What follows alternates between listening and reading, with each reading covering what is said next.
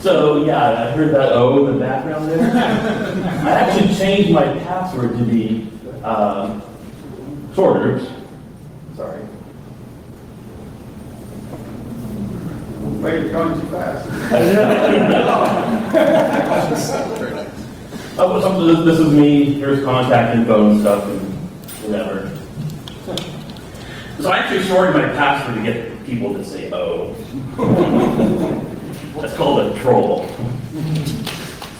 Okay, so really, why do I need to have a longer password than 6-character password? I typed it up there.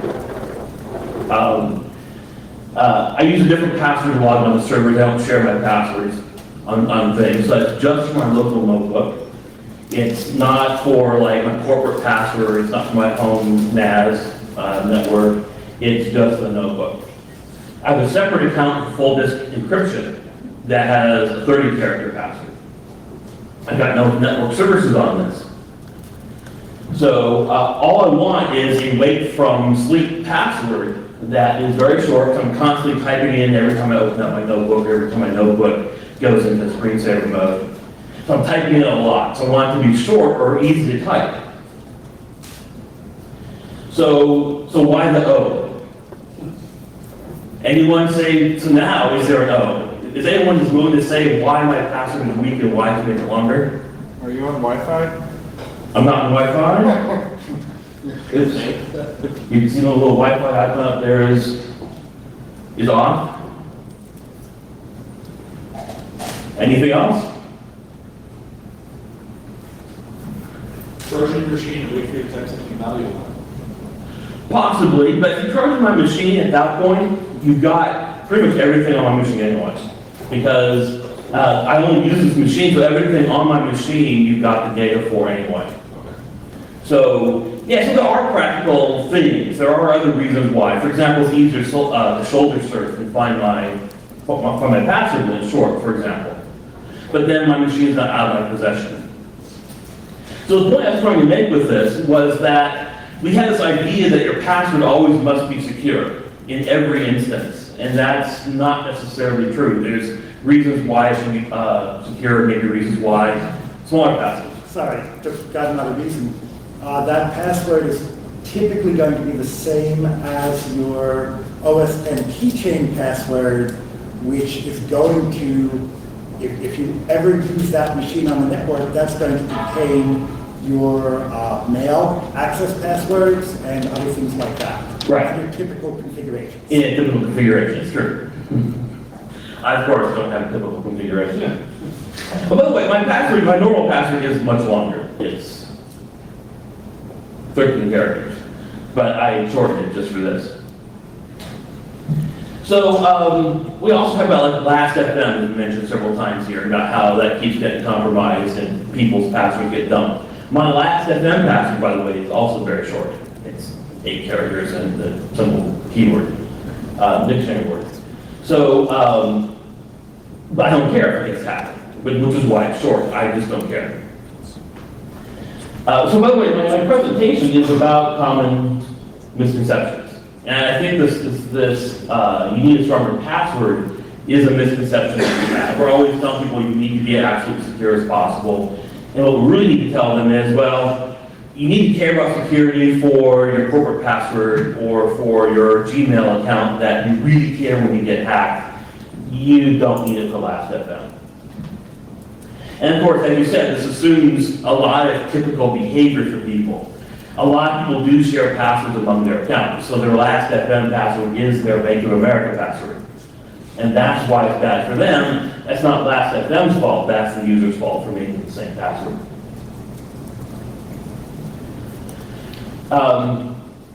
So MD5, I hear this a lot, I don't know why. People say, well, you shouldn't be using MD5 for password hashing because cryptographically it's weak.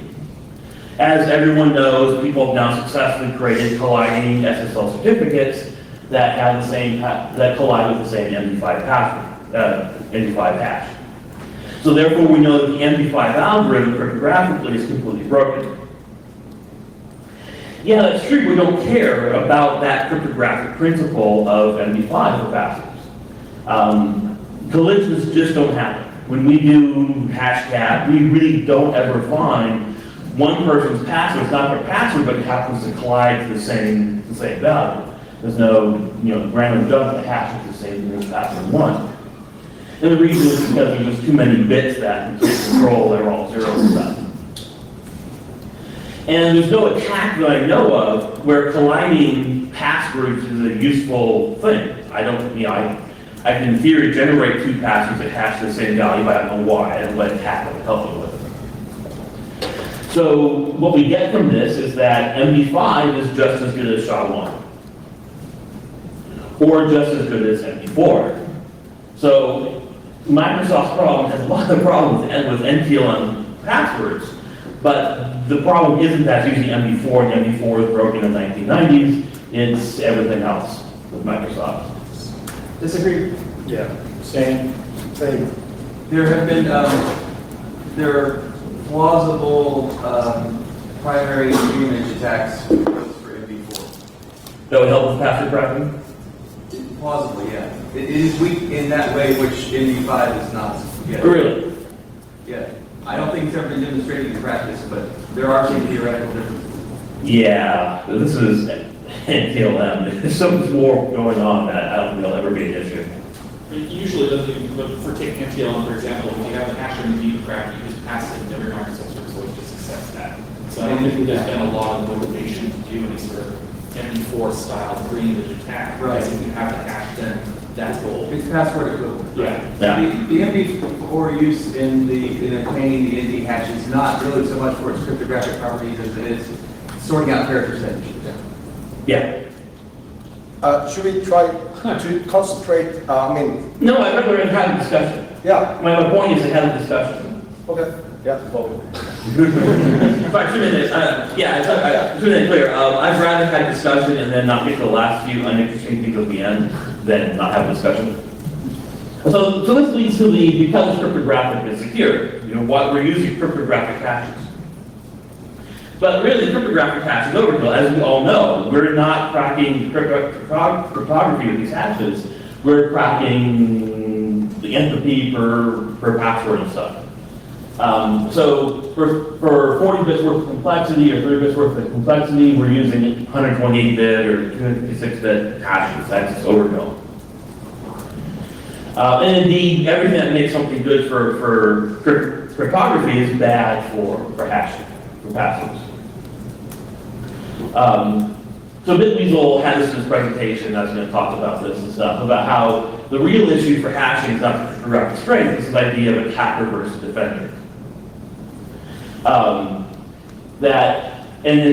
Bitweasel's presentation was awesome. He had a great example of how you added more hashes, but you only added more hashing for the defender, and you didn't actually reduce the complexity at all for the attacker.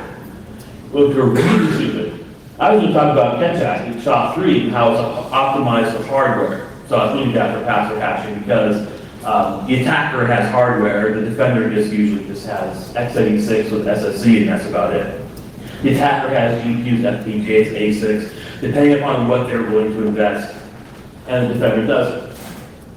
So we don't really care about cryptographic strength, we care about the attacker versus defender. So, we analyze things, our strategies, well, like PDK DF2, well, that's sort of equally slow for defender and attacker. But the defender has more cycles to burn. They got web servers at the CPU idle, so that's kind of in favor of the defender. Decrypt tilts things a bit in favor of the defender just because it's really hard to do on GPUs and stuff. Script is memory intensive rather than CPU intensive. Again, it's really hard for the typical hacker. And we don't care that script hasn't been formally analyzed by cryptographers because we really don't care about the cryptographic strength of password hashes. So the motivation for this talk was really to talk about rainbow tables. So after the LinkedIn attack, we had pundits. I'm looking at you, Thor. Or Peter, who said things like salt passwords to defend against rainbow tables. Well, how big of a threat actually is rainbow tables? So let's first talk about some graphs and stuff. So we have our raw view passwords, and we know, and here's the password size distribution. And we see that 8-character passwords are about 20% of the total. 7 characters are 27% of the total. But here's the thing, for rainbow tables, we don't really care about short passwords, because we can just brute force those. So with the NPL password using hashcat and stuff, you has 2 hours, 7-character password on a whatever system that was, HC6990. We also use rainbow tables for very long passwords, because there's no rainbow tables for a complex password with more than 8 characters. There's no 9-character rainbow table until BitWeasel creates one with GPUs. Yeah, we'll talk later. They're entirely doable, just a lot of Right. resources. So, so by the way, I wanted to mention that. Why is there no 9-character passwords? As we know, rainbow tables is a time-space trade-off. And what's the trade-off? Well, so 96 characters password, 96 possible characters to the 9th power is log base 2 is 60. So 60-bit complexity problem. And the time-space trade-off for rainbow tables isn't 30 bits, 30 bits. It comes out to roughly 45 bits, 45 bits, which means 45 bits worth of time, which is 1 hour worth of computation using hashcat or something like that, or GPU. And it's 45 bits of space, which is 30 terabytes. So that's why we don't have 9-character passwords, is we're not going to have 30 terabyte bit forms to randomly pass around to everyone. And we're going to need a RAID array, a large RAID array actually, to store the table, and hours of computation for every password we want to crack. So what we have here is, when you say like LinkedIn, you need to salt your password to stop rainbow tables, we're really only meaning that 20% right there, that where rainbow tables are not available or they're just not needed. So that's really the only protection. And that 20% itself is not 20%, because we'll just use the best 64 rules on RockU, and then that'll minute fine 50% of all passes anyway.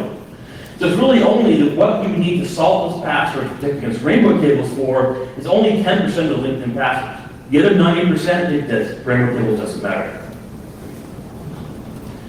And even then, that's only if you're not willing to spend 10 days running hashcat on them anyway. Because in 10 days, hashcat finds them all. So in reality, for LinkedIn, rainbow tables really wasn't much of a threat. By the way, yeah, rainbow tables, by the way, cracks 1 password at a time. Right.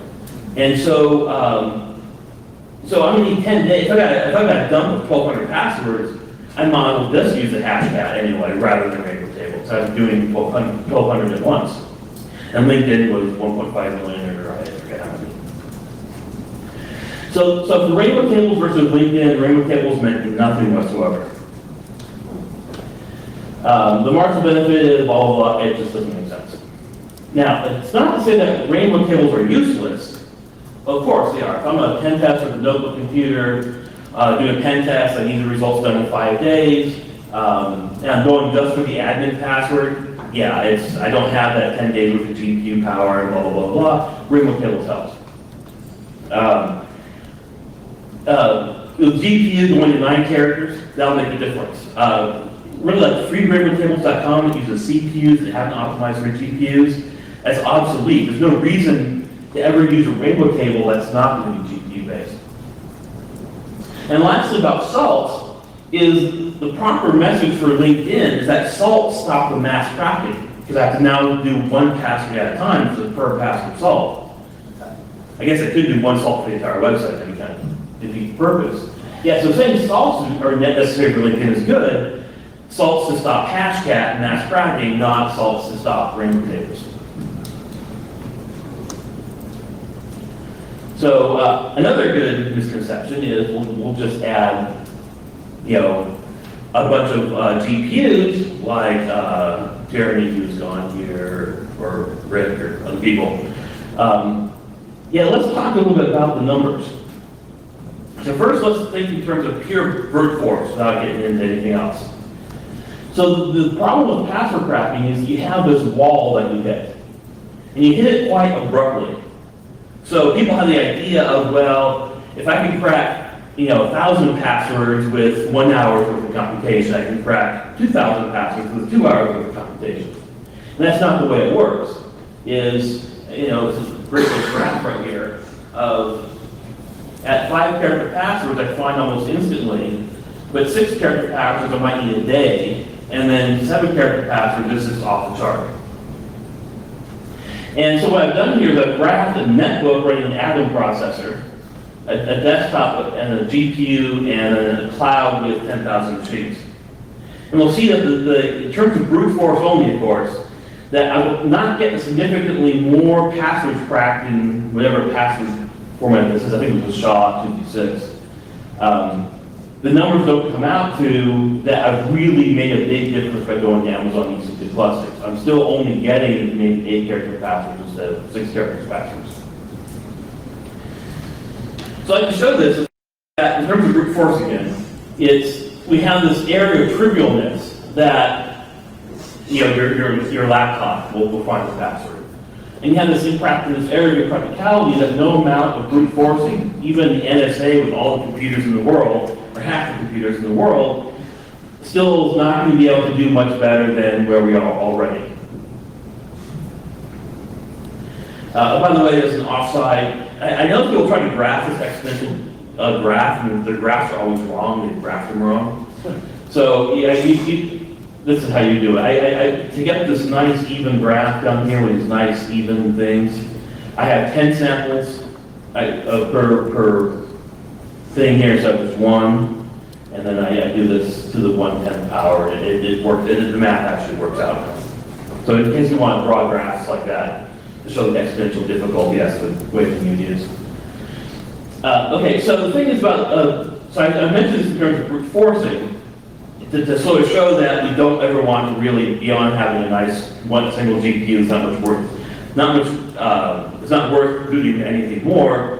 Now let's talk about why it might be. So the password distribution, as I've mentioned before, is not even. So let's combine the two of brute forcing versus the distribution. We see that we don't have an exponential graph. So as most things are 8 characters or less, I'll actually find those. So with very low amount of power, I'll get further along the graph, and the graph is not quite exponential. It takes a little, there's more period in the graph. So back here, there's very little point between when I have the password and when it's impractical. That space in the graph is very, very tiny, very, very short between the trivial and the impractical. But in the real world, because we're using things like pattern analysis and mask analysis, we're using dictionaries and mutations and stuff. The distance between the trivial and the impractical is actually much larger. And that's where added GPUs will help, or added Amazon power will help. Is if I'm sort of here on the graph, getting a lot more power gets me over here. If I'm already over here, where the line is sort of going straight up almost, if I'm here, no GPUs will help me. No Amazon clusters will help me. I'm at the brute force point. But down here, I'm sort of at the smarts point where I'm doing things more intelligently and GPU will help. So I wanted to mention that as just because I'm adding GPUs doesn't mean I'm adding stuff. So there's lots of good reasons why you might want them, and one of which, for example, is what Rick mentioned earlier, is that gates are cheaper than brain cells. Is ultimately, if I'm a pen tester, my brain cells are at a premium. And I might spend an absurd amount of GPUs, not because I'm really getting much better, it's because I'd rather let, as you said, kick off a job and let it go crunch for, I do my pen test for 5 days, I kick off the job the first day, I come back later on day 5, I didn't have to spend any time thinking about it, it went off and did all the stuff for me. And so I might overinvest in GPU power. So the point was that just adding more GPUs doesn't necessarily help for the average person. Once we get people in this room, then it does start helping because we're smarter about things. So there's been a lot of talk during the last day about minimum password complexity rules. But by the way, is there anything people want to say about GPUs and stuff? They're pretty good for games too. For what? It's a waste of time and processing power. I've been watching how the Bitcoin market has gone from CPUs, then SSE, and then GPUs, and then FPGAs, and now ASICs. So I'm wondering, at some point, we're going to have to start creating our own FPGAs and ASICs. Like an ASIC that would do NTLM would be like awesome. I've talked to people who make big ASIC clusters, and you know, you talking in, except for like DES algorithms that were really designed for bit operations, they're really not that well suited for anything that involves, you know, like generating candidate passwords that involve text manipulations. You know? Right. Though if you look at the Bitcoin mining, it's not too far from password cracking. It is pure binary. Your rules that go through just increment a binary number. So there's no complexity in terms of selecting new passwords. But what we see with ASIC is that an ASIC that costs the same as a GPU performs roughly the same as the GPU in terms of hashes per second, but it uses a fifth of the electrical power. So you save a lot of electricity. And ASICs, the power to computation ratio, again, goes way up. The ASICs aren't necessarily a lot faster for the cost, but you're using a tiny fraction of electrical power. If I tell you that I'll have one in 2 weeks, will you all pre-order lots of them? I would.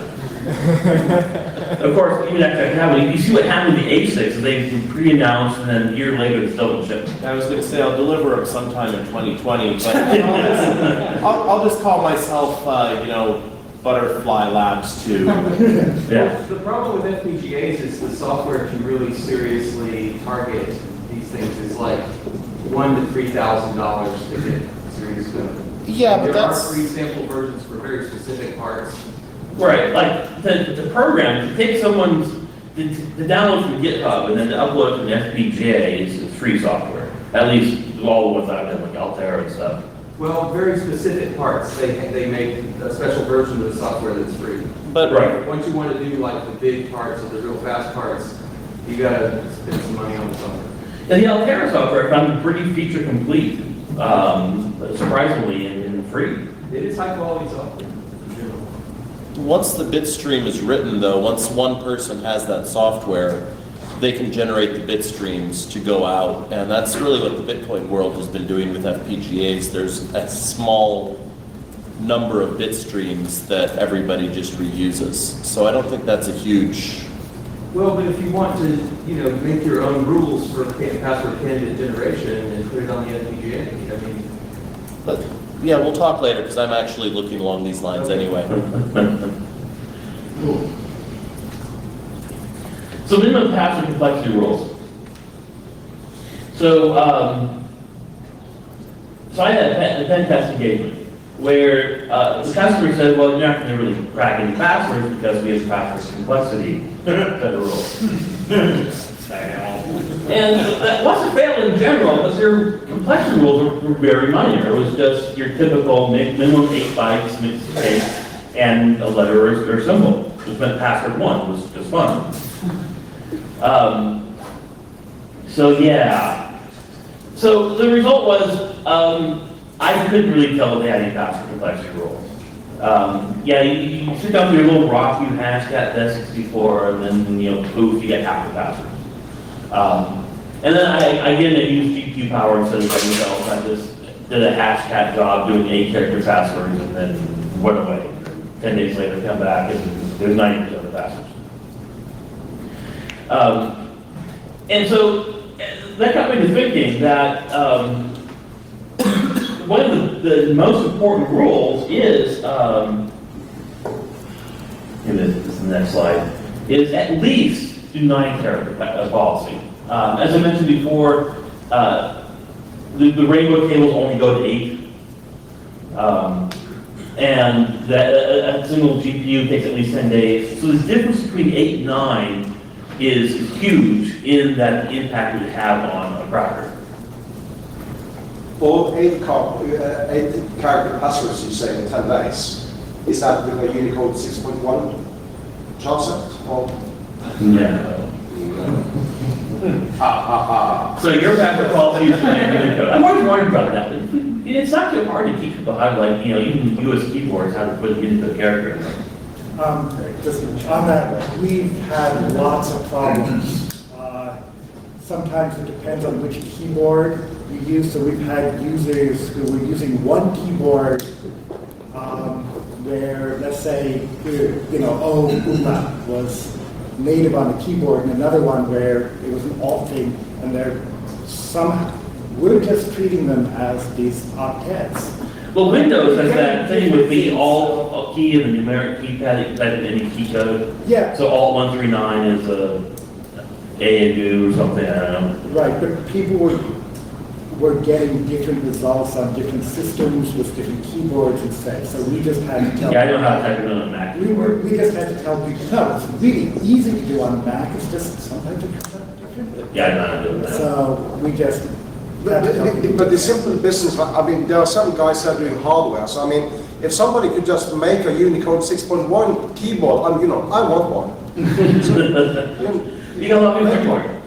So I think that Unicode, allowing Unicode passwords probably gets less than you think. So there's the typical E with an accent one way or another, or O, the umlaut, or the curve, or whatever. I mean, that is just natural language version of lead speak rules. And lead speak rules will never stop us from cracking anything. If you do the E to 3, that didn't stop anyone, and all of the rules target that. And so if we allowed Unicode, we would just think of it as a Unicode style lead speak rules, and we'd still go right for it, no problem. Because you're not typing every single character in your password as some sort of Unicode character. You're not using super strange symbols. Some people will, but most people are going to put an umlaut or an accent, and that's it. What if Well, you correct me like if I'm both wrong. English and Chinese or something? So you had a password that was composed of both English and Chinese characters. Does anybody here have rules that would find that password in brute force? So what you're saying is, every corporation in the United States has the password complexity rules that at least one Chinese character. But no, I think in terms of the individual user, what would best fit to them? Well, just in response, we're not really expecting people to type passwords. We'd like them to use passwords they don't memorize, which are random and maybe very long, and they're not going to have to type. So if they're using a generator that kicks out Arabic, Chinese, and Polish characters, as well as English locale. And that's exactly what I was requesting yesterday from you and from Jeff. Yeah, I know. I'm going to work on it. He is too. Yeah, I just want to make the really quick, obvious point is that, okay, suppose you could get everybody to add a Chinese character, how long is that solution going to work? Designing things, no, designing things against, you ask, do people have rule sets that do such and such? If everybody started making passwords differently, the rule sets would change in a day. Yeah. I tried using like Unicode characters back in 2000 something. Don't. Services like Google and Yahoo, which actually this happened to me. I typed in my password and then they changed the character encoding and then I couldn't log in. If you look at the Rocky set, by the way, The wrong. which we all have, we all on our disks, if you go through there, you'll find there's actually some passwords with Unicode in them, where there's different encodings for Unicode. Some's like UTF-16, some are UTF-8, or some are Windows character sets and not Unicode. So you go through those passwords, try to figure out what the heck is going on here. It's because they had different character sets. We had a problem a few years ago when PGP updated and our password didn't work anymore. We could not decrypt anything. Because they were Because it changed Unicode. encoding. Well, it was normal ASCII, but like in French, we have all the umlauts and no, they don't have umlauts, we have accents. And then they changed it. When I say, oh my god, we put everything in Unicode, and then when the password didn't match anymore, and it didn't work. And very recently, it has nothing to do with that, with PGP. Later versions started to not decrypt anymore attachments from emails that came from someone who had a umlaut in his name. Nice. but I don't know how they could do that. Yeah, I think the Spanish word for password is asenya, and it's got a tilde on the end, and so you go through password corpuses, and you'll find that there's different ways that you go at the end. And you know what the end is, you know it's end tilde, but when you see this binary character, it's like different character sets. And I find that quite interesting, that it just doesn't work still. So if I could summarize the variety of comments I've heard, make sure I'm understanding it right. If you're using Unicode as just like a U with an umlaut for every substitution for a U, you're not really going to be helped. If you're using Unicode and random passwords, you will have a larger key space, but you run into these horror stories that people are unpredictable things. Is that kind of the gist of what people are? Yeah. The passwords would be incredibly good, but it would be complete hell to actually use them. Right.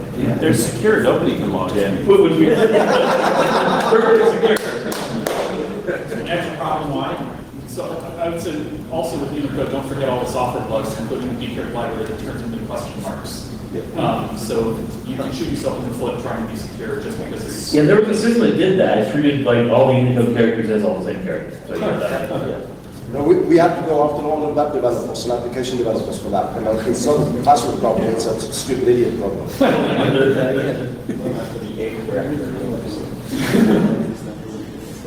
one thing I had here was the idea of how many. Sorry, before you move on to the next slide, I just want to talk, make a comment about your point about at least 9 characters.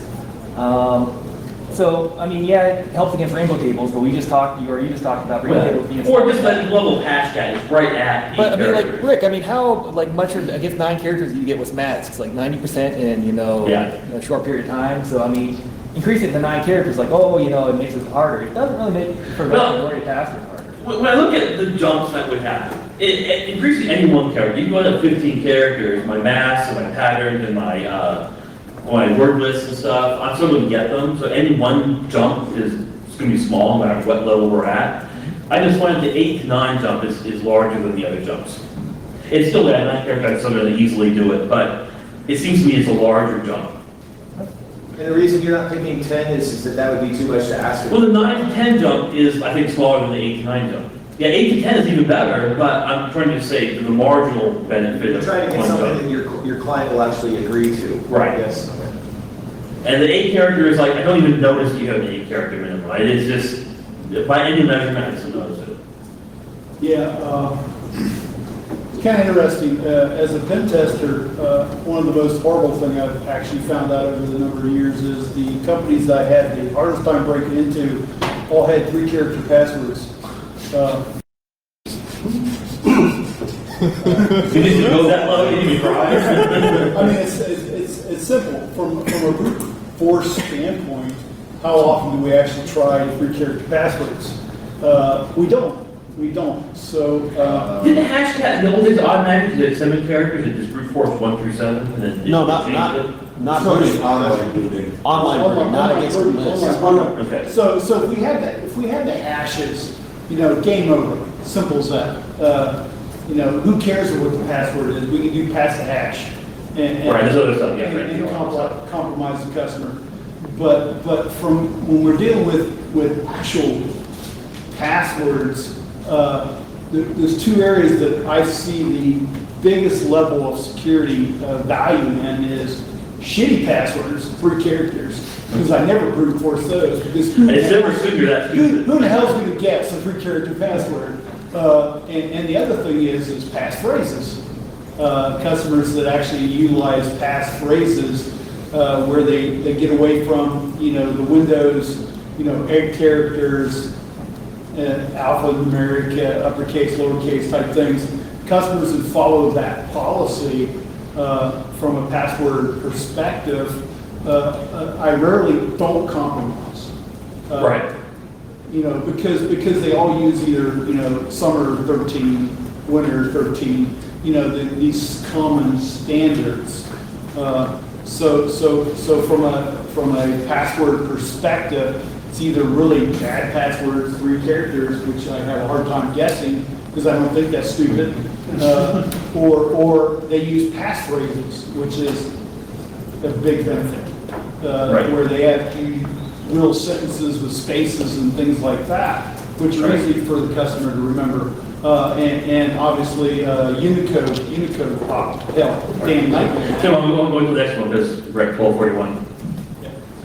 So Jeffrey Stock, he had talked about the bits per character, and he had low opinion of NIST, and so I already had a presentation, so I can just repeat what he said. So NIST had this theory, by the way, of there's only like 1.2 bits of entropy per password, and first of all, that's a stupid theory because they didn't release a tool that exploits that. If you're saying there's 1.2 bits of password complexity per character, great. Give me a tool, I can use it against a password thing, and it'll be great. I'll believe you. I think that estimate came from standard English text. Yeah. Again, but there's no tool that exploits it. Sure there is, I mean, Markov chain. Well, now we have tools, not from this, is one of my points. And so, but there are also other obvious theoretical problems of that there are some uneven distribution of stuff. And that's not how passwords work. Yeah, sure, so many passwords have 0.1 bits complexity if I'm running Rocky, that's guess how I measure it. And a few passwords have, 7 bits per character. I mean, they're totally random. They're chosen by a random number generator, and that's 7 bits per character complexity. And you can't average, you can't say that overall passwords is a certain complexity because it doesn't mean I'm getting 100% of the passwords on my cracking tool. I'm still only getting 50% of my first pass with Rocky and Best64 rules, and I'm only getting 90% with my careful patterns and other stuff. So I'm not getting 100%. So there's no measurement that I can really say that there's n number of bits of entropy per password. That's really an invalid concept.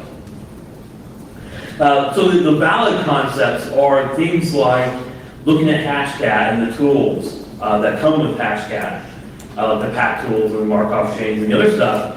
Measuring those, how they work in the real world, is really our measure. We need to find better numbers, better ways of measuring this, other than the NIST idea of so many bits per character of entropy. So I don't know how we would generate those numbers.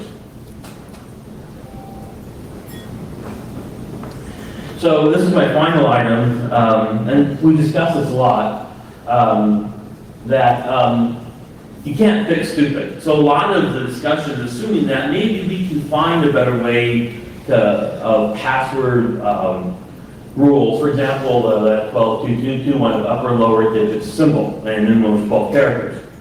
Okay, what we're trying to do is we're trying to make people smarter, but then they're really stupid. So still to the dictionary word, capitalize the first 2 characters, or 2 words, capitalize the first character of each, and then put a digit or a couple digits in between, and call it good. And our rules catch that in seconds.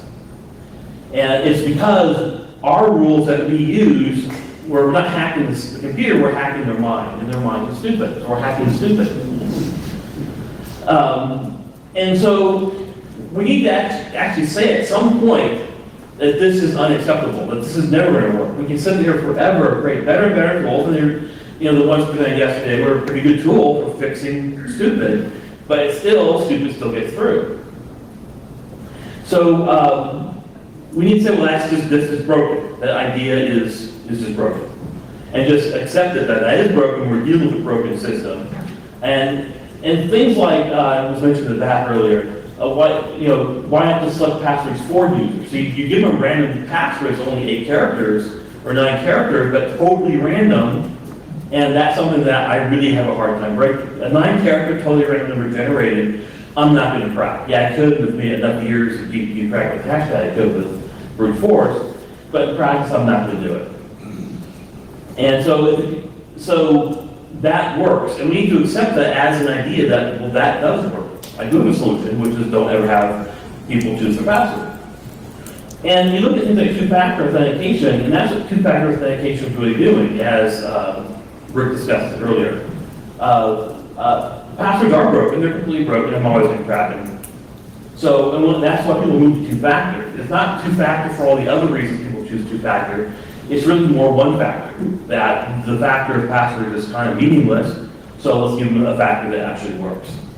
So if we all had a PIN number 000, but a key fob that allowed me access, that's secure, that works, that generally can't be hacked, at least not the way that we're all hacking systems today. So one-factor authentication, where that authentication or that factor isn't passwords, is a workable system that would then sort of just obsolete this entire concept. And there are people who do that concept in reality. So for example, if you've got a project on code.google.com, and you want to save your SVN password to the disk, for example, it gives you a random number it generates a random number for you. And the reason it does that is because you're saving that password to the disk, there's a good chance of compromise. You're using protocols that might not be secure, so there's a good chance of compromise. So you don't use your real password to manage your code. They give you one just for that code. So that limits the compromise just for that code, and you don't need to be memorable because it can be saved to disk. That's the whole point of having a password, is that it will be saved to disk. So that's a good workable system. GitHub should do that. GitHub doesn't, but they ought to. Some specific things do the same sort of thing, is the keys that they give you that you use to manage your account are different than your public phone number you give to people. That's not what you log into to manage your account. The secret key that it uses to do your phone registration, again, that's just for the phone registration, registering where your phone is. That's not the secret key or your password that you use in your account. It's a machine-generated thing that you type in once into your phone and forget about. So the idea of whenever we can find a way that we don't need people to choose a password, let's do it. Let's generate something for them. Along those lines of let's stop recognizing that these are broken is the thing about MTLM. We often act like, you have a question? Yeah, by randomly generating people's passwords, aren't you just like increasing your post-it ratio, I guess, where people are more likely to start to write it down because it's too complicated? Yes, except for these two cases I mentioned for the SVN password. Right on disk. Is that saved to disk, and then this one can be saved to your phone. Okay. So here are two examples of where they found a reason why people didn't even memorize them, so don't let them choose it. If they don't have to memorize it, don't let them choose it. And then there's got to be algorithms that we can choose passwords for people, like syllables or something, that we're going to give you a complicated password, and it's not going to be necessarily a complete jumble. It's going to be easier to memorize, maybe 20 characters maybe, but things and ways you can memorize it that we're choosing things for you rather than you choosing it. Or there's got to be some way we can negotiate that. But still, like others said, I write down all my passwords. They're all written down. Not in a post-it note, of course. Not where you can find it. So back to the same concept of we kind of deal with Windows NTLM because it exists and we have to. But really, every time we say NTLM, we need to say that thing that's completely broken and should not exist.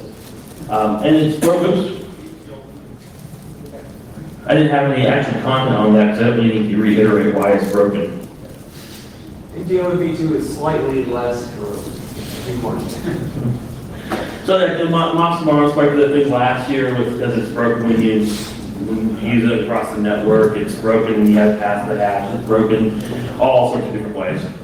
So we should just all say, yes, it's broken and it's unreasonable. You know, Microsoft should issue an advisory saying, yes, NTLM is vulnerable. We're going to have to. We're going to happen, of course. We'll talk about that later.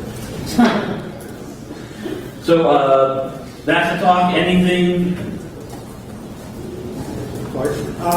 If you're writing down all of your passwords, can you give me just approximately how many there are of them, and whether you're ever tempted to reuse passwords? I reuse short passwords all the time, like on LastFM, other stuff. Things I don't care about. Things I care about, not only do I not reuse them, I don't reuse the same underlying base things. They're like big things. I try to find random things. Like on this thing,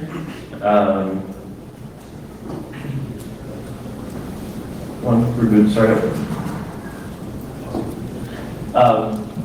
You'll notice the name here is Martin Whitford on my computer. Because I got this computer, I went to a bar, I opened it up, they asked me what my name was. And there was a little thing there on the bar, and it was like Martin something wineries and Woodford beer or something like that on a little advertising thing at the bar. So I chose that as my login name. By the way, I never tell my real login name for things, but I don't have to. So my last FM account, my password is actually foodbar123. Good luck using that because you won't know what my username is because I don't, it's lied, I lied to it. Okay, so you don't use a Gravatar with it? I use Gravatar with it. So I do have a Gravatar account I do use with robertdavidgraham@yahoo.com, and you can crack that. If I ever were to make anonymous comments using something else, it would be random IPs or just email addresses or mailing aid or crap like that. Okay, everybody, this is my GitHub password. I hope none of you have like Superman vision. My camera does, hold on. Right. I can't remember 15 digits for all 40 things that I have accounts for. I have to write it down.